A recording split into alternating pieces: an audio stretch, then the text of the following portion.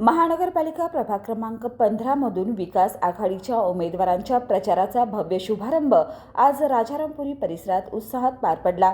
ठाकरे गटाच्या प्रतिज्ञा उतुरे, काँग्रेसचे रोहित कवाळे, अश्विनी कदम आणि संजय वसंतराव मोहिते यांच्या नेतृत्वाखाली काढण्यात आलेल्या प्रचार फेरीला नागरिकांचा मोठा प्रतिसाद लाभला।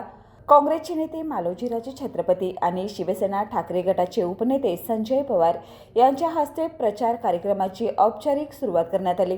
त्यानंतर उमेदवारांनी मारुती मंदिरात दर्शन घेऊन आशीर्वाद घेतले व संपूर्ण परिसरात भव्य प्रचार फेरी काढण्यात आली। काँग्रेसचा हात आणि ठाकरे गटाचे मशाल चिन्ह असलेले स्कार्फ परिधान करून कार्यकर्ते व समर्थक मोठ्या संख्येने सहभागी झाले होते।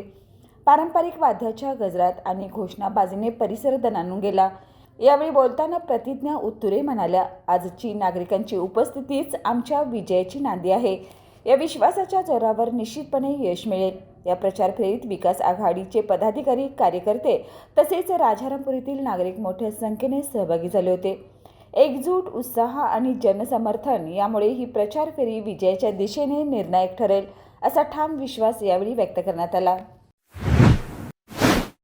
बाळ, फ्रीजमधून श्रीखंड काढ ना। आम्ही पूर्वी घरीच बनवायचो श्रीखंड, त्याची चवच वेगळी होती। आता काय सगळं रेडीमेड। आजी, हे श्रीखंड खाऊन बघ। आज तुझ्या आईनं घरीच बनवलं की काय?